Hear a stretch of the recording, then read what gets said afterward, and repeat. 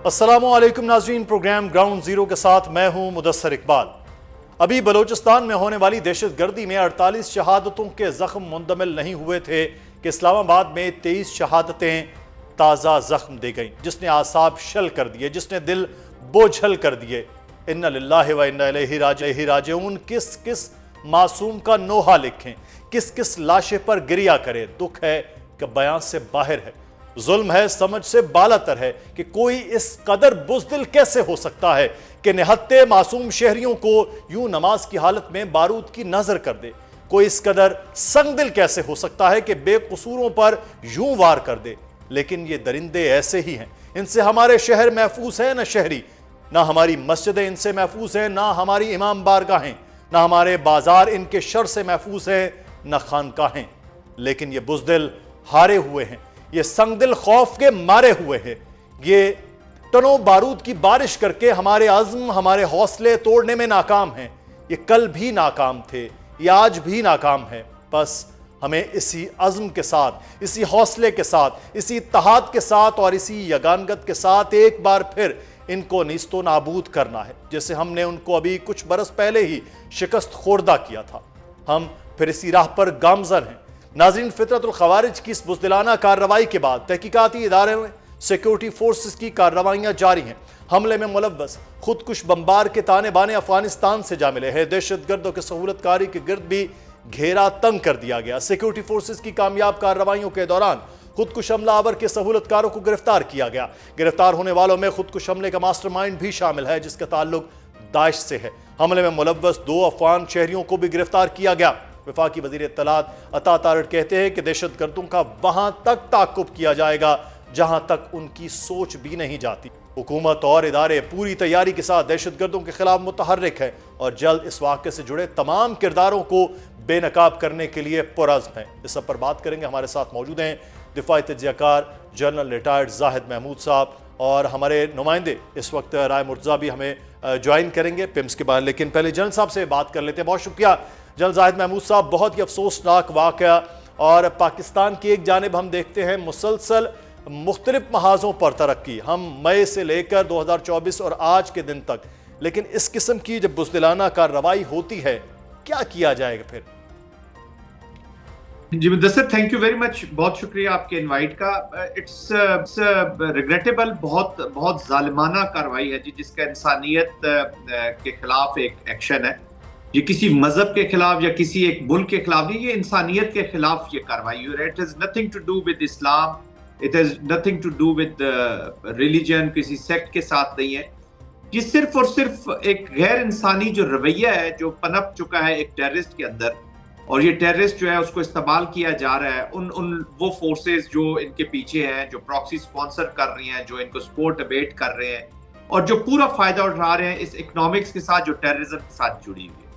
तो ये कोई न मसलक की जंग है न रिलीजन की जंग है, ये बस जंग पाकिस्तान को कमजोर करने की है। और जो इकोनॉमिक्स है या जो फायदा है टेररिज्म का या जो वॉर की जो इकॉनमी है उससे जुड़े रहने का, और अनफॉर्चुनेटली अफगानिस्तान की ये जो सरजमीन है वो इस्तेमाल हो रही है। आई थिंक आपने अपने इंट्रो में बड़ा, वो कहते हैं ना, दरिया को कूजे में बंद कर दिया Mudassar. National response and national response, ये अब कहें कि जी टेररिस्ट है, टेररिस्ट आप मार लिए। देखिए अभी बलूचिस्तान में वाकयात हुए, उन्होंने सिविलियंस को भी शहीद किया और ज्यादातर नुकसान उन्होंने बलूचिस्तान का ही किया। कहीं पुल उड़ा रहे हैं, कहीं वो मसाजिद को उड़ा रहे हैं, कहीं वो पुलिस लाइन को तबाह कर दिया, डीसी का ऑफिस, क्योंकि डीसी के ऑफिस से आजकल उनकी हो रही है तरक्याती फंड्स वहां से जारी हो रहे हैं, स्कूल्स, पुल उड़ा दिए हैं। अभी वहां से तो फौज ने नहीं गुजरना, वहां तो सिविलियन बलूचिस्तान के लोग गुजरेंगे। तो अनफॉर्चुनेटली ये नुकसान वहां पे बलूचिस्तान का, यहाँ पे खैबर पख्तूनख्वा का, और ये रॉ के तौर पर इनको यूज कर रहे हैं। देखिए जो मिलिट्री ऑपरेशंस है, जो सिक्योरिटी है, उसको तो टेररिस्ट को तो ये लड़ देंगे। टेररिज्म हमेशा बात करता है कि it has to be a social prong. अब मैं एक छोटी सी एग्जांपल आपको मैं देता हूँ। सॉरी, पॉलिटिकल और नेशनल प्रॉन्ग जो है, सोशल प्रॉन्ग वो कलेक्टिव जाना होगा। अभी सोशल मीडिया पे है, सोशल मीडिया पे रेडिकलाइजेशन भी हो रही है, यहाँ पे रिक्रूटमेंट भी हो रही है, सबवर्जन के लिए भी इस्तेमाल हो रहा है। इसको किससे रोकना है, किससे चेक करना है? Here comes the governance. पूरा एक गवर्नमेंट का रोल आ जाता है, whole of a nation approach का रोल आ जाता है। 2 दिन पहले हमने तस्वीर देखी जब चीफ मिनिस्टर खैबर पख्तूनख्वा अफरीदी साहब और कोर कमांडर जनरल बुखारी, वो एक कैप्टन अब्बास के शहीद के जनाजे को दोनों ने कंधा दिया होता। तो दैट सपोर्ट इज रिक्वायर्ड। वो बहुत बड़ा मैसेज था। ये पॉलिटिक्स से ऊपर जाके, पॉलिटिकल पोलराइजेशन से निकलकर, और इदारों को चाहिए कि अपनी जो चीजें हैं वो जो उनका काम है वो हमें दोनों साइड से जो है वो एक थ्रेट भी है। जैसे आप कह रहे हैं दोनों साइड, मुल्क के अंदर दोनों साइड से थ्रेट है। एक मशरकी सरहद है, एक मगरबी सरहद है। मगरबी सरहद से हमने देखा है मुसलसल जो है भारत की वो कोशिश वो बार बार ये कर रहा है कि पाकिस्तान में दहशतगर्दी की जो कार्रवाइयाँ उसको बढ़ावा दिया जाए। उसमें टीटीपी भी, उसमें टीटीए की भी बहुत सारी जिम्मेदारियां जो शायद वो भी अदा वो नहीं कर रहे। लेकिन यहाँ सवाल ये है कि हम ये देख रहे हैं पाकिस्तान इकोनॉमिकली जो है वो बहुत स्लो है, लेकिन बेहतरी आ रही है। पाकिस्तान के ये मई के जंग के बाद पाकिस्तान की सूरत हाल बहुत बेहतर इंटरनेशनली हमने ये देखा है, रिकग्निशन है। अब इसको सबूताज करना कि पाकिस्तान में इंसर्जेंसी की सूरत हाल है, ये पोर्ट्रे करना, इसको कैसे काउंटर किया जाए सफारती सतह पर? पाकिस्तान की इकोनॉमिक जो बेहतर सूरत हाल होती हुई है, इस पे अब 2 प्रेसिडेंट बैक टू बैक आपने देखा पाकिस्तान में आई, एक बड़ी कामयाबी। उसके बाद इस किस्म के वाकयात का होना। देखिए, ये जो एक्सटर्नल फैक्टर है, एक तो पहली बात यह है कि जो ईस्ट और वेस्ट से दोनों अलग बॉर्डर्स हैं, लेकिन एफर्ट एक ही आ रही है। जी हाँ, let me put it like this कि ऑपरेशन संदूर 2.0 यही है जो हमारे खिलाफ शुरू हो चुका है। This is operation Sindoor 2.0, let there be no doubt. ये कोई इंसिडेंट ऑफ वायलेंस नहीं है कि पहले भी चले जी, पास्ट में भी होते थे। पास्ट के वायलेंस के इंसिडेंट्स वर डिफरेंट। आज का जो इंसिडेंट है ये वॉर का हिस्सा बन चुका है। तो इसका इंसिडेंट के सिर्फ रिस्पांस नहीं जाना टेक्निकल लेवल पे, इसका आपने जिस तरफ अभी इशारा किया कि ये ऑपरेशनल स्ट्रेटेजिक लेवल पे रिस्पांस जाना है टू बोथ द स्टेट्स जो इनको हमारी तरफ भेज रहे हैं, टू अफगानिस्तान एंड इंडिया।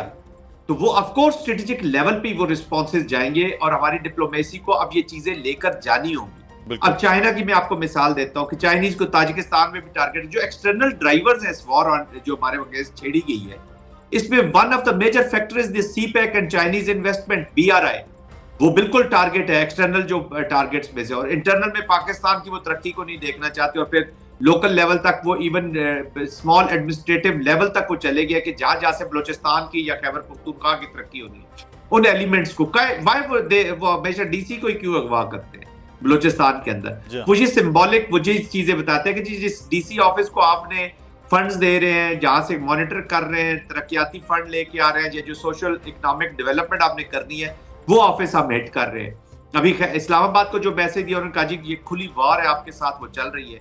अब ये ISIS हो, ISKP हो, IMU हो, जो भी हो, ये अफगानिस्तान के अंदर अब एक कंसोर्शियम डेवलप हो चुका है जी, जिसको तरीके तालिबान अफगानिस्तान इसलिए सपोर्ट कर रही है कि फ्रिक्शन उनको चाहिए, उनकी नेसेसिटी है, लड़ाई उनकी नेसेसिटी है to stay in power, stay connected with this terrorism economy, ताकि ये पैसा, इलीगल स्पेक्ट्रम का पैसा जो पावर में बैठे हुए हैं, क्योंकि ना डेमोक्रेसी है, उसका जो है वो सीधा सीधा नुकसान जो है वो पाकिस्तान को किसी न किसी सूरत में दिया जाता है। जल सब साथ रहिएगा।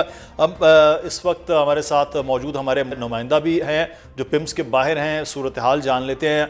आज 33 जो हैं वो अमवात की तस्दीक हुई और मैयतें भी हवाले कर दी गई। मुर्तज़ा, इस वक्त जो ज़ख्मी हैं क्या कहा जा रहा है उनके बारे में, और अभी तक जो पेशरफ्त हुई है तहकीकात में, उसके बारे में आगाह करें। आज बिल्कुल मुदस्सिर साहब, आप ये कह सकते हैं कि कोई 65 के करीब जो ज़ख्मी हैं उनको हॉस्पिटल से डिस्चार्ज कर दिया गया है, और अभी मजमूई तौर पर जो ज़ेर इलाज हैं उनकी तादाद 97 है, जिनमें से कोई 64 मरीज़ जो हैं वो इस वक्त पिम्स अस्पताल में ज़ेर इलाज हैं, और उनमें से भी 20 की हालत जो है वो तशवीशनाक है। जबकि हमारे पास जो दूसरा हॉस्पिटल पॉलीक्लिनिक है वहाँ पर 19 मरीज़ लाए गए थे, और उनमें से इस वक्त 13 ज़ेर इलाज है, जिनमें से जो 3 की हालत है वो तशवीशनाक है। और इसी तरह जो रावलपिंडी वाला बेनज़ीर हॉस्पिटल है वहाँ पर भी एक जो मरीज हैं वो क्रिटिकल बताए जा रहे हैं। दूसरी तरफ आपने देख ही लिया कि जो आज कल मोहसिन नकवी ने यह कहा था कि 72 घंटों के अंदर अंदर जो भी इनमें मुलविस होंगे उनको सामने लेकर आ जाएंगे, लेकिन 24 घंटों के अंदर ही एक बड़ी कामयाबी मिली है और 4 बड़ी गिरफ्तारियां जो हैं वो सामने आ चुकी हैं। इसी तरह इस्लामाबाद के अंदर भी जो सिक्योरिटी है उसको हाई अलर्ट किया गया। इससे पहले हम देख रहे थे कि नाकों के ऊपर ज़्यादा सख्त चेकिंग नहीं की जा रही थी, लेकिन हर नाके के ऊपर भी चेकिंग को सख्त किया गया और यकीनी बनाया जा रहा है कि दोबारा ऐसी कोई हरकत करने में कामयाब ना हो सके। और दूसरी तरफ ये भी बताया जा रहा है कि जो इस्लामाबाद के अस्पतालों के अंदर जितने भी जो मरीज़ हैं वो दाखिल हैं, उनके तेज़ी से ऑपरेशन जारी हैं। इस वक्त तक भी कोई 20 जो है वो बड़े ऑपरेशन हो चुके हैं और डॉक्टर्स यही बता रहे हैं कि जो ज़ख्मी हैं उनकी जान बचा ली जाएगी और होपफुल हैं कि जो तशवीशनाक हालत में भी हैं उनको भी बचाने में इस वक्त डॉक्टर्स भी मसरूफ हैं। और दूसरा जो ऑपरेशन किया जा रहा है उसमें भी बड़ी कामयाबियां दहशतगर्दों की गिरफ्तारी के हवाले से। जनरल साहब ने एक इंपॉर्टेंट बात की कि दोनों का मिलकर वो चलना और गवर्नमेंट की जो जिम्मेदारी है वो बहुत ज़्यादा है, वो हुकूमती जिम्मेदारियों अदा भी हो रही हैं, लेकिन उसका एक पूरा मैकेनिज्म बनना बहुत ज़रूरी है। जनरल रिटायर्ड ज़ाहिद महमूद साहब, बहुत शुक्रिया आपका। मुर्तज़ा राय, आप हमारे साथ मौजूद थे। 8 फरवरी 2024 को होने वाले आम इंतखाबात को 2 साल मुकम्मल होने को हैं। इंतखाबी अमल से हुकूमत तो बन गई थी, लेकिन इसके साथ ही मुल्क में सियासी अदम इस्तेहकाम और अफरा तफरी की ऐसी फ़ज़ा कायम जो आज तक मौजूद है। अपोजिशन जमातें तहरीक तहफ़्फ़ुज़ आईन पाकिस्तान के प्लेटफॉर्म से कल मुल्कगीर एहतजाज करने जा रही हैं। अपोजिशन जमातों के मुताबिक 8 फरवरी को अवामी मैंडेट पर डाका डाला गया था, जिसके खिलाफ कल दुकानें बंद करके एहतजाज किया जाएगा और मगरिब के बाद मशल बरदार रैलियां निकाली जाएंगी।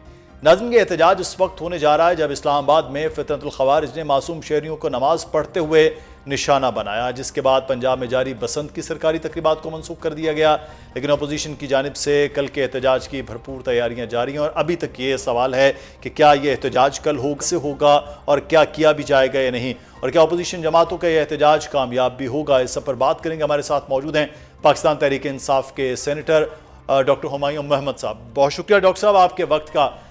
मौलाना फजलुर रहमान की शमूलियत हो गई है और अब तमाम लोग क्या मिल के कोई एहतजाज की प्लानिंग हो रही है?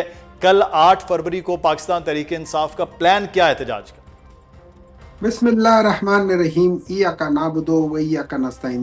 देखिए इस तरह ये है कि जो आपने अपने इंट्रो में कहा, मैं अगर उसको दूसरे जाविये से ये देखूं तो शायद मैं ये कह जाऊं कि अगर ये डाका ना डलता और ये डाका जिस तरीके से एक कोऑर्डिनेटेड इफेक्ट, वो क्या कह सकते हैं, सीक्वेंस के साथ हुआ कि जिसमें चीफ जस्टिस ऑफ पाकिस्तान ने सबसे पहले अपना किरदार अदा किया, पाकिस्तान तहरीक इंसाफ के बल्ले का निशान लेके। अच्छा, बल्ले का निशान जब आप वापस लेते हो तो वो उससे पॉलिटिकल पार्टी ख़त्म नहीं होती, सिर्फ उसका निशान जाता है। लेकिन वहाँ पे गलत इंटरप्रिटेशन की वजह से जो इलेक्शन कमीशन था उसने party as a political party को एग्जिस्ट नहीं करने दिया, उनको पॉलिटिकल पार्टी ही नहीं बताया, जिसकी वजह से पाकिस्तान तहरीक इंसाफ के लोग जो थे वो आज़ाद लड़े। उनको आज़ाद नहीं लड़ना चाहिए था, उनको पाकिस्तान तहरीक इंसाफ के प्लेटफॉर्म से लड़ना चाहिए था, मगर बगैर सिंबल के। ये उसूलन होना चाहिए था। फिर उसके बाद जब उस चीज को रिवर्स करने की कोशिश की तो 2 लोग जो माइनॉरिटी में थे उन्होंने एग्जेक्टिव को कहा कि भाई आप इनकी बात ना मानो, उनको नवाजा गया है। और उस लिहाज से आप देखो, फिर वो इसी जो जिस लिहाज से नवाजा गया है उन्होंने फिर उस नवाजने की बेसिस पे गवर्नमेंट को जो रिजर्व सीट्स थे वो तोहफे में दिए कि जी ये भी चोरी कर लो अभी आप लोग। तो उस लिहाज से ये सारी चीजें हुई हैं। तो उसके लिए मेरे ख्याल में ये लाजिम है कि आप लोग उसका एहतजाज करें। ये बहुत बड़ा डाका था और मेरी नजर में अगर ये डाका ना डलता तो शायद आज पाकिस्तान के इतने बुरे हालात ना होते, from the point of view of security, from the point of view of finance, from the point of view of development, growth and everything. हम 4 साल से पाकिस्तान के बदतरीन दौर से गुजर रहे। 1.7 जीडीपी जो कि पाकिस्तान की ग्रोथ, पॉपुलेशन ग्रोथ से कम है। जी डॉक्टर साहब, जिस चीज़ को आप ये कह रहे हैं कि डाका है, उसके बाद भी हमने मुसलसल आपके एहतजाज और चीज़ें ये देखी हैं, लेकिन अब आप अपना इतना एक बार सेट करते हैं, एक हाइप इतनी बनती है कि पाकिस्तान तहरीक इंसाफ ये एहतजाज करेगी इस तरह से, क्या चक्कर है? वो आप उसी को जी सिंध निकलेगा, पंजाब निकलेगा, केपी निकलेंगे, लोग आएंगे, फिर वो चीज़ हो नहीं पाती। अब 8 फरवरी का वो जो एक मोमेंटम हम सोच रहे थे वो हमें अभी तक नज़र नहीं आ रहा, जो हमें रिपोर्ट्स पहुंच रही हैं, क्या उसकी वजह है? देखिए, रिपोर्ट्स आपको मिल रही है नहीं मिल रही है मुझे उससे नहीं मतलब, मुझे सिर्फ इससे मतलब है कि हम लोग कोशिश कर रहे हैं और हम कोशिश के लिहाज से हम हम ये करना चाह रहे हैं कि हम लोग एहतजाज करें। मेरी कोशिश में अगर गवर्नमेंट बुखलाती है तो इसका मतलब है मेरी कोशिश बहुत स्ट्रांग है। अगर मेरी कोशिश की वजह से गवर्नमेंट का रिएक्शन जो है ना है ही नहीं, कुछ भी नहीं है, वो कहते हैं जो मर्जी करते हो करो, दैट मीन्स गवर्नमेंट को कोई प्रॉब्लम नहीं है। जैसे इमरान खान के जमाने में ये लोग सारे आए थे कि हम लोग ट्रेन में होकर आते हैं, वो इन्होंने एक बोगी कराची से बुक की थी, मेरे ख्याल में उसमें भी आधी सीटें खाली रह गई थी, लेकिन बहरहाल वो लोग आ गए थे। फिर यहाँ पे उनको फैसिलिटेट किया गया, उनके जलसे को फैसिलिटेट किया गया, उनको बताया कि आप इस जगह पे आराम से जलसा करो, क्योंकि गवर्नमेंट को कोई प्रॉब्लम नहीं थी, डर नहीं था, खौफ नहीं था। अभी अभी आप देखें, यहाँ पे हम लोग एहतजाज का ऐलान करते हैं, वहां पे पंजाब में क्रैकडाउन शुरू, सिंध में क्रैकडाउन शुरू, हर जगह पे क्रैकडाउन शुरू, इस्लामाबाद पिंडी में क्रैकडाउन शुरू हो जाता है। फिर आप कहते हो कि यार आप लोग कुछ कर नहीं सकते हो, ये crackdown is the reaction of the government. और मैं इस क्रैकडाउन तो क्या समझता हूँ कल का जो आपके एलामिया परसों, उसमें तो ये कहा कि जी दिन भर जो है वो दुकानें बंद रखी जाएंगी, शाम को मशलबरदार जुलूस होंगे। तो ये दुकानें बंद रखने और मशलबरदार जुलूस तक महदूद अब हो गया, जो इतना आपका शदीद एहतजाज था अब वहां मुख्तसर कर लिया आपने। देखिए ये डिसीजन जो है ना, ये डिसीजन पार्टी का डिसीजन है, कलेक्टिव डिसीजन है, how they want to play it. लेकिन मेरा ये ख्याल है, चूंकि ये पहले था और अभी मौलाना साहब ने अभी ज्वाइन किया है, सो यू नेवर नो कल के लिए चीजें बदल जाए, आई डोंट नो। लेकिन मैं ये भी प्रिज्यूम कर सकता हूँ कि कल के लिए लाया अमल एकदम जरा फर्क हो जाए, हो सकता है वो उसके साथ कुछ भी हो सकता है। So let's see. और चूंकि देखिए ये पूरे मुल्क में है, ये किसी एक जगह पे कन्वर्जेंस नहीं है, ये पूरे मुल्क में एक डिफ्यूज किस्म का वो होगा जो पूरे मुल्क में होमोजेनस तरीके से फैलाया जाएगा। उसके लिए मेरे ख्याल को किसी इंतजामिया को कोई बताने की जरूरत पड़ेगी, क्योंकि ये हर जगह पे है ना, इस सड़क पे भी है, उस सड़क पे भी है। तो अगर ये दोनों मिल जाते हैं, पाकिस्तान तहरीक इंसाफ और JUI, ये दोनों मिल जाते हैं एज एन ऑपोजिशन पार्टीज, तो आपका तकरीबन 90% ऑफ द स्ट्रीट पावर तो ये दोनों कवर कर लेते हैं, 90-95% वो कर जाते हैं। तो that would be a significant impact around the country. तो बहुत बड़ा इम्पैक्ट होगा। डॉक्टर साहब, 8 फरवरी के एहतजाज के साथ साथ पाकिस्तान तहरीक इंसाफ का जो बेसिक मतमा नज़र है वो है इमरान खान की रिहाई के हवाले से। अब रिहाई जो है वो रसाई तक बदल गई है कि अब रसाई भी उन तक नहीं हो पा रही है। आप ख़ुद भी किसी न किसी तरह उनके मौलिज शायद रहे हों, मशवरे भी हों, लेकिन डॉक्टर साहब उनके वो वहाँ तक नहीं जा रहे हैं। तो क्या मौलाना फजलुर रहमान साहब, महमूद खान अचकज़ई साहब इमरान खान की रिहाई की कोशिश भी करेंगे कल के एहतजाज के लिए, या सिर्फ वो 8 फरवरी के मामले पे? देखिए मेरे ख्याल में दो चीजें हैं। एक पाकिस्तान तहरीक इंसाफ का अपना एज अ पॉलिटिकल पार्टी एक मौकफ है, और एक अपोजिशन जमातों का अपना मौकफ होगा। पाकिस्तान तहरीक इंसाफ का जो मौकफ होगा उसमें इमरान खान की एज अ पॉलिटिकल प्रिजनर की रिहाई और बाकी असीरान की रिहाई would be one of the factors के जो के सबसे ऊपर होगा कि ये पॉलिटिकल प्रिजनर्स को रिहा करना चाहिए। एक चीज जो हमारा सेकंड पॉइंट होगा वो होगा फ्री फेयर ट्रांसपेरेंट इलेक्शंस। जो अपोजिशन जमातें होंगी मेरी नजर में, उनका जो पहला मौकफ होगा वो फ्री फेयर ट्रांसपेरेंट इलेक्शंस होगा। उनका दूसरा मौकफ होगा कि इलेक्शंस जल्दी कराओ, इस हुकूमत को खत्म होना चाहिए, और ये चीजें होती है। और तीसरा मौकफ ये होगा कि पॉलिटिकल प्रिजनर्स नहीं होने चाहिए। हमारा हो सकता है सीक्वेंस ऑफ चीजें फर्क हो, लेकिन at the end of the day these are the issues in Pakistan में ये इश्यूज है। देखिए पॉलिटिकल स्टेबिलिटी लाने के लिए ये पॉलिटिकल प्रिजनर्स को रिहा करना जरूरी है। अगर आप पॉलिटिकल प्रिजनर्स को रिहा नहीं करते तो फिर आप पॉलिटिकल स्टेबिलिटी नहीं लेकर आ रहे, उससे पाकिस्तान आगे नहीं जा रहा। तो ये वन वे और another way they are all interlinked with each other. लेकिन डॉक्टर पाकिस्तान तहरीक इंसाफ पर जो है वो बहुत से सवाल होते हैं कि आप इतनी हाइप क्रिएट करते हैं, आप कोई तब्दीली चाहते हैं तो स्पार्लिंग नहीं कर पाते हैं। उसका एक इवेंट होता है, चीज़ें होती हैं, फिर बैठ जाते हैं, फिर इवेंट होता है, इवेंट टू इवेंट चल रही है। तो पाकिस्तान तहरीक इंसाफ की ये अब होने लग गया है कि शायद आहिस्ता आहिस्ता थक गए हैं, या वो उस तरह से अवामी सपोर्ट नहीं मिल पाती जो स्टार्ट में थी आपके बाद 2024 के इलेक्शन के बाद। देखिए मैं आपको एक चीज समझा देता हूँ, जितना जुल्म हुआ है ना, इस जुल्म के साथ मुझे एक बात बताएं, जब आपको या लोगों को ये कहा जाए कि आपकी बेटियों की हम लोग इज्जत की परवाह नहीं करेंगे, उनकी वीडियोस बनाएंगे, उनको अगवा करेंगे, आपके बेटों को ये करेंगे वो करेंगे, बहुत ज्यादा लोग इससे घबरा जाते हैं। और मैं आपको रफली अगर आप हिस्ट्री में जाकर देखें, जब 1970s में, लेट 70s में जब जियाउल हक आया था और उसने आके पीपल्स पार्टी को क्रश करने की कोशिश की थी, तो पीपल्स पार्टी जो कि उस वक्त 81 सीटों के साथ पूरे पाकिस्तान में थी, वो 17 या 14 या 17 सीटें रह गई थी पीछे, जो उनके साथ रह गई थी और उनके साथ खड़े रहे थे लोग, बाकी तो सारे इधर उधर तितर बितर हो गए थे।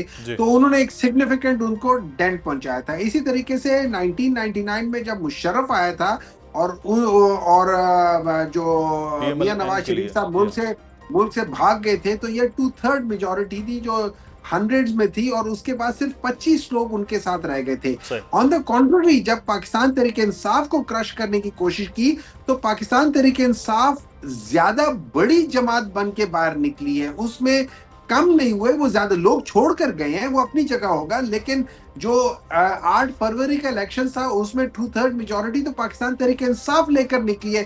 सो ये देखिए, ये टोटली ऑपोजिट है तो पास्ट में हुआ। तो अब ये चीजें जो है ना, ये इनसे हजम नहीं होती कि यार ये किसे, अच्छा उसमें वहां पे कॉम्प्रोमाइज हो गया। एक जो प्रिजनर था उसने कहा कि यार ये लोग मुझे मार देंगे या ये मुझे छोड़ेंगे नहीं, ये उसके अल्फाज थे। दूसरा प्रिजनर था, उसने कहा कि प्लीज मुझे छोड़ दो ताकि मैं बाहर चला जाऊं। अब ये तीसरा प्रिजनर है, ये जेल में बैठ के कह रहा है कि यार मैं तुम्हें नहीं छोड़ूंगा। बाकी लोग इससे डर रहे, ये जेल में कह रहे। मकसद ये है कि एक आइडियोलॉजिकल डिफरेंस है, एक बेसिक फंडामेंटल डिफरेंस है। ये आदमी अब जो तीसरे प्रिजनर हैं उनकी रिहाई के लिए पाकिस्तान तहरीक इंसाफ की कोशिशें डॉक्टर साहब वो किस तरह होती हैं, और अब मजमूई तौर पर तमाम सियासी जमातें कल के एहतजाज का लाए अमल और उसके बाद के होने वाले नताइज, और ख़ास तौर पर अपोजिशन लीडर और वज़ीर आज़म की मुलाकात जो मुस्तकबिल में हो रही है, उस पे हवाले से अगले आने वाले दिन बड़े अहम होंगे। बहुत शुक्रिया डॉक्टर हुमायूं मोहम्मद साहब।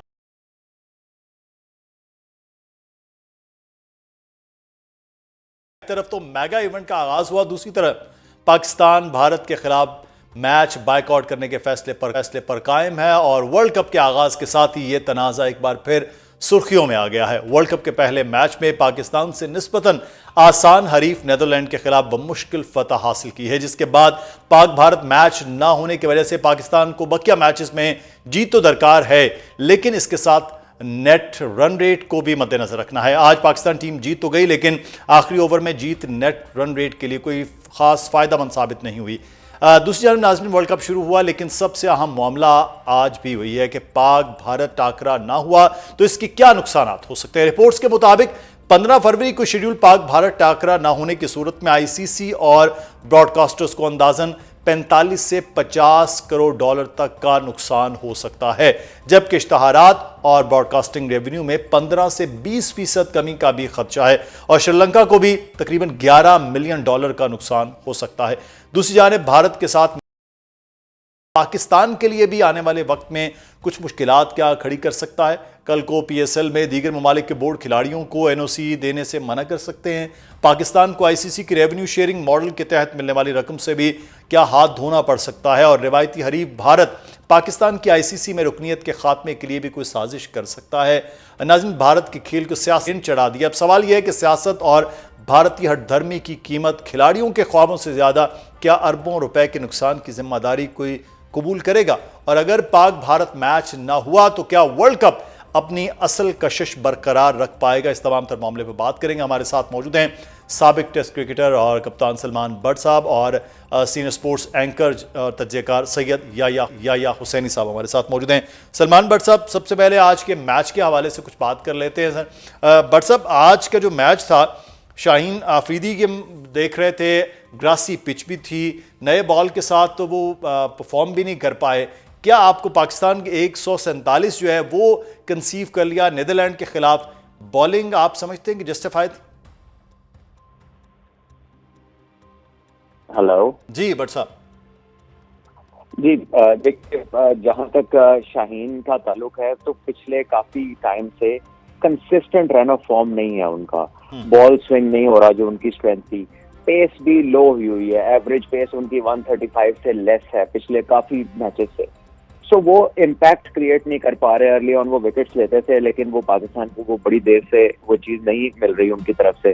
सलमान मिर्जा ने आके अप फ्रंट विकेट्स लेने शुरू किए, लेकिन हम पिछले काफी बिल्डअप में ये देखा हमने कि साइम अयूब ने आगे इन करे थे। लेकिन आज जो है वो चेंज देखा कि दोनों फास्ट बॉलर ने बॉल किए, क्योंकि ये पिच उतना ग्रिपिश नहीं था या इस पिच पे घास थी और बैटिंग के लिए कंडीशंस बेहतर थी। क्योंकि पाकिस्तान में जब हमने पिचेस देखी बायलैटरल्स में, वो सारी slow and lower dry pitches थी।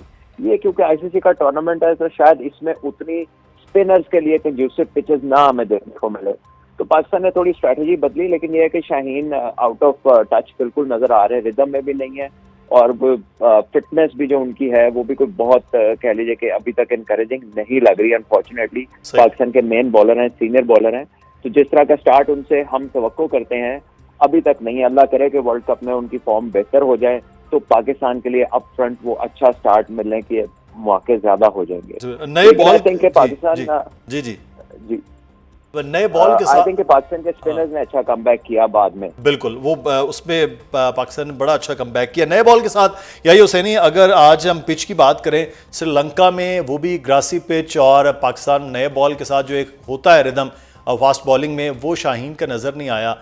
पिच ग्रासी आपको क्यों लग रहा है? हाई स्कोरिंग मैच हमने मैक्सिमम देखे आईसीसी इवेंट्स में, यहाँ सूरत हाल डिफरेंट थी। बहुत शुक्रिया मुदस्सिर। और मैं सुबह से ही ये तबसरे सुन रहा हूँ कि आईसीसी ने जो है वो बीसीसीआई के साथ मिलकर मुश्किल पिच का इंतखाब किया। श्रीलंका में जो है वो पिचेस के ऊपर ग्रास नहीं होती, इस पिच के ऊपर ग्रास रख दिया गया। तो मेरे साथ सुबह पाकिस्तान के former chief selector test of spinner Tauseef Ahmed, जिन्होंने 1987 में चिन्ना स्वामी क्रिकेट स्टेडियम बेंगलुरु में भारत को हराने में इकबाल कासिम के साथ बड़ा लीडिंग रोल प्ले किया था, उन्होंने मुझसे कहा कि यार मैं बड़ा हैरान हूँ कि इस तरह की बात हो रही है। जो श्रीलंका की कंडीशंस हैं, वहाँ बारिश रही है, उनका कहना ये था कि इसके ऊपर ये ग्रास तो एक नॉर्मल सी ग्रास है, ये कोई मुश्किल का सबब नहीं बनेगी, ना ये फास्ट बॉलर को हेल्प करेगी। ये मैं उनकी बात कर रहा हूँ जो क्रिकेट खेले हैं और जो पाकिस्तान क्रिकेट टीम का इंतखाब करते रहे। उन्होंने कहा कि जिस अंदाज में नेदरलैंड ने स्टार्ट किया, जिस तरह पाकिस्तान के बैट्समैनों के बल्ले पर बॉल आ रहा था, और अगर आप आज का मैच देखें तो एक टाइम पर पाकिस्तान के 10 ओवर में 90 रन थे, 2 आउट थे, और केक वॉक लग रही थी कि 60 गेंदों पर आपको 58 रन की जरूरत थी। लेकिन हैरानकुन तौर पर आपके साइम अयूब, साहबजादा फरहान, बाबर आजम, उस्मान, शादाब, मोहम्मद नवाज, कोई एक नाम तो नहीं है ना, ये मैंने 6 नाम आपको गिनवा दिए। इनका अगर आप शॉट सिलेक्शन देखें तो आपको पता चल जाएगा कि पिच से तो कोई भी नहीं आउट हुआ, सब अपने गलत शॉट सिलेक्शन की वजह से आउट हुए। तो अब अगर आप अपने साथ नाइंसाफी करेंगे, अपने साथ ज्यादती करेंगे, और अगर आप इस टीम की बात करते हैं तो ये टीम इस वर्ल्ड कप में सिर्फ 4 मुस्तनद बैट्समैनों के साथ पार्टिसिपेट कर रही है। बाकी और अगर आप इस तरह की क्रिकेट खेलेंगे तो फिर ऐसे ही दिल के जो लेकिन यहाँ एक सवाल बड़ा इंपॉर्टेंट है मुस्तनद बैट्समैन के हवाले से। सलमान भट्ट साहब, बाबर को खिलाना आज के मैच में आप समझते हैं कि वो ठीक था, फ़खर का ड्रॉप ठीक था, साथ ही साथ बाबर आज वो खुद कप्तान रहे हैं, बहुत बड़े ग्रेट बैट्समैन हैं, लेकिन वो आज गेम रीड नहीं कर पाए, और जिस किस्म का शॉट लगाया उसके बाद के बड़ा आसान था, और जिस पेस पे बाबर खेलते हैं उसमें तो मैच था कि वो ईजिली वो जीत लेते। देखिए, अनफॉर्चुनेटली बाबर आजम की जो कैपेसिटी है टू मेक अ डिसीजन या फिर कोई अपने बारे में भी फैसला करने की, वो कोई इतनी इंप्रेसिव नहीं लगती। देखिए, चैंपियंस ट्रॉफी से पहले अचानक वो ओपनर बन गए या टीम मैनेजमेंट के कहने पे ओपन चले गए। Let's put it anyway out of those both, ये ठीक नहीं है। अब वो टूर्नामेंट से एक सीरीज पहले जो है वो नंबर 3 से नंबर 4 पे आए, क्योंकि कप्तान अच्छा खेल कर कप्तान ने कहा कि मैं खेलूंगा। So when you are floating like him, कि ना आप ऊपर हैं अपनी जगह पे, ना वन डाउन है, फिर 4 पे आप आते हैं, तो वो आपकी गेम के साथ कोइंसाइड नहीं करता। कोच ये कहता है कि आप मैच फिनिश करने का आपका जॉब है, बाकी टीम आपके इर्द गिर्द खेलेगी, तो फिर आप इर्द गिर्द खेलने दें टीम को। फिर आज आपने हिट मार के खुद छक्का मारने की कोशिश की, जबकि आपके सामने शादाब थे, उसके बाद नवाज थे, उसके बाद फहीम थे। तो आपका काम नहीं था वहां पर इस तरह की शॉट खेलना, क्योंकि इसी जॉब के लिए बताया गया है प्रेस कॉन्फ्रेंसेज में कि आपको लिया जा रहा है। तो आई गेस के जैसे आपने कहा कि वो रीड नहीं कर पाए, आप पाकिस्तान के कप्तान रहे हैं 4 साल, आप दुनिया के नंबर 1 बैट्समैन हैं यार, अगर अभी भी आप सिचुएशन को रीड नहीं कर पा रहे तो आई थिंक ये ओनस उन्हीं के ऊपर है। ये किसी ने जाकर उन्हें नहीं बताना कि इस सिचुएशन में उन्हें क्या करना है। एक अच्छे प्रोफेशनल को ये पता होना चाहिए कि उसने उस सिचुएशन में क्या करना है। तो आई थिंक पाकिस्तान को अर्ली स्केयर मिला है आज। फहीम अशरफ का वो कैच अगर हो जाता खुदा न खास्ता तो जाने इस वक्त हम क्या बात कर रहे होते लेकिन थैंकफुली वो उनका दिन अच्छा था, उन्होंने 3 शॉट मारे, अच्छे शॉट मारे, पाकिस्तान जीत गया। लेकिन पाकिस्तान की बैटिंग को जो है साइम अयूब ने अब अच्छा खासा गेंद बल्ले में लग रहा है, फजूल शॉट मारी, पता नहीं वो 9 लुक से कब निकलेंगे। इसी तरह साहिबजादा फरहान है, मिड विकेट पीछे है, मिडॉन पीछे है, आप 47 पे हैं, रन बॉल से कम यानी 6 की एवरेज से कम रिक्वायर्ड रेट है और आप एक टेनिस की फोरहैंड की तरह शॉट मार रहे हैं जो कि आप पावर जनरेट ही नहीं कर सकते उस हाइट के बॉल पे। तो या तो आप उसे कीपर के ऊपर से खेल दें जैसे आजकल बहुत सारे प्लेयर्स मॉडर्न क्रिकेट में खेलते हैं शॉट, वो भी उन्होंने नहीं खेला। तो अनफॉर्चुनेटली सबने गलतियां की बाद और बैटिंग जो है वो अब उसको भी देखना है बॉलिंग के साथ, जैसे आपने बट सब बात की है। लेकिन एक और चीज़ बड़ी अहम है जिसके आज दोनों से मैं बात करना चाहूँगा। पाकिस्तान इंडिया बैकडोर राब्ते हो रहे हैं, या हुसैनी आपके पास भी कुछ खबरें होंगी, यकीनी तौर पर मैच होता हुआ नजर आ रहा है। पाकिस्तान अपनी बात मनवा ले अगर मैच में भी होता है। मुदस्सिर देखिए, टाइम विल टेल यू क्या होगा क्या नहीं होगा। बहुत ही क्लियर स्टांस है हुकूमत पाकिस्तान का। वजीर आजम मियां मोहम्मद शहबाज शरीफ कैटेगोरिकली कह चुके हैं और बार बार ये सवाल आपके कप्तान से होता रहा है और वो बार बार यही बात कर रहे हैं कि जी हम अपने हुकूमत और अपने क्रिकेट बोर्ड के फैसले की जो बात है उसको रिस्पेक्ट देंगे, उसको फॉलो करेंगे। और उन्होंने ये भी कहा कि पिछले 2-3 आईसीसी इवेंट से हम क्रिकेट खेलने के लिए आते हैं बतौर खिलाड़ी और जो दूसरी चीजें हैं वो हमारे माइंड को डिस्ट्रैक्ट करती हैं। तो हो लेने दीजिए, चीजों को वाजे हो लेने दीजिए, क्योंकि पड़ोसी मुल्क में तो बड़ी थरथल्ली है। और आज उनको एक और जवाब मिल गया क्योंकि वो ये कह रहे थे कि जी पाकिस्तान ने 15 तारीख का मैच खेलने से मना किया है। तो पाकिस्तान टीम जो है वो 7 तारीख को कोलंबो के सेनहालीज स्पोर्ट्स क्लब क्रिकेट ग्राउंड में जो है वो नीदरलैंड के खिलाफ मैच खेलने के लिए उतरेगी नहीं। वो तो कह रहे थे कि जी पाकिस्तान टीम को जो है वो कहा जाएगा होटल खाली कर दें और वापस पाकिस्तान चले जाएं, आपकी कोई जरूरत नहीं है। और आज उनको एक और मुँह की खानी पड़ी। उसके बाद फिर वो ये बहुत खुश हो रहे थे कि जी पाकिस्तान टीम जो है वो नीदरलैंड से हार जाएगी। लेकिन खेल है, हार जीत हो जाती है। और आज जो मुंबई के वानखेड़े स्टेडियम में उनके साथ अमेरिका ने किया है वो तो उनके कप्तान सूर्य कुमार यादव बीच में आ गए। जिस तरह हम बात कर रहे हैं कि फहीम अशरफ का कैच अगर ड्रॉप ना होता तो ये हो जाता वो हो जाता, तो आज अगर सूर्य कुमार यादव नहीं खड़े होते तो शायद भारत की टीम जो है वो 100 से भी कम स्कोर पर आउट हो जाती। लेकिन एक चीज को अंडरस्टैंड करने की जरूरत है और वो ये है कि जो फुल मेंबर कंट्री की टीमें हैं जब वो एक दूसरे के मुकाबले पर खेलती हैं एक दूसरे की खामियों का खूबियों का पता होता है। बट ये जो आईसीसी की एसोसिएट मेंबर मुल्कों की टीमें होती है ना, यही दिक्कत का सबब बनती हैं, वक्ता डालती हैं। 2007 में आज दोनों मैचेस में ये चीज़ जो है वो देखने में भी या आप बात ठीक कर रहे हैं कि वो नज़र भी आई है, पाकिस्तान का मैच भी और इंडिया के मैच पे। सलमान भट्ट साहब, पाकिस्तान ने अपनी फाइनेंशियल इक्विटी जो है वो भी दिखाई, ब्रांड इक्विटी भी साबित कर दी कि 62% जो पूरे वर्ल्ड कप का रेवेन्यू वो पाकिस्तान और इंडिया के मैच का है। अब अगर मैच की जो बैकडोर की बातें हो रही हैं कि राब्ते भी हो रहे हैं, पाकिस्तान क्या क्या मनवा सकता है इंडिया के साथ? टेस्ट सीरीज पाकिस्तान को सिर्फ $34 मिलियन जो है वो मिलता है, इंडिया को $231 मिलियन जो है वो आईसीसी का रेवेन्यू मिलता है। ये चीज़ें करके पाकिस्तान कुछ हासिल कर सकता है अगर मैच खेलने की जानिब जाते हैं तो? देखिए, डिपेंड करता है कि जो भी आप राब्तों का जिक्र कर रहे हैं कि उसमें पाकिस्तान क्या चीज़ें रखता है आगे, कि इसकी बिना पर पाकिस्तान अपना डिसीजन जो है वो तब्दील करेगा या आगे जाके इंडिया से इसके बाद भी जब खेलना होगा तो किस बेसिस के ऊपर खेलना होगा, तो डिपेंड करता है। और जो आपने जिक्र किया ये सभी चीजें उसमें हो सकती हैं।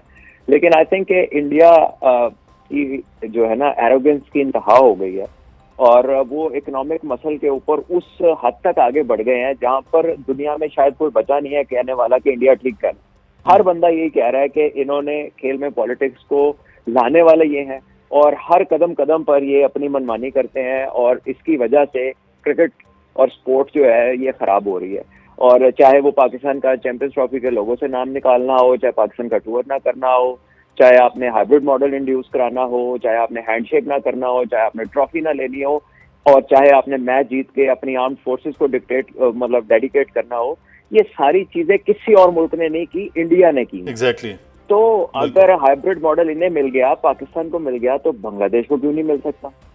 और अगर इनकी गवर्नमेंट के ऊपर आईसीसी कुछ नहीं कहती तो पाकिस्तान की गवर्नमेंट ने भी एक फैसला किया है, वो जो भी सोच समझ के किया है, पाकिस्तान ने तो अपने एग्जीक्यूटिव ऑर्डर को फॉलो करना है।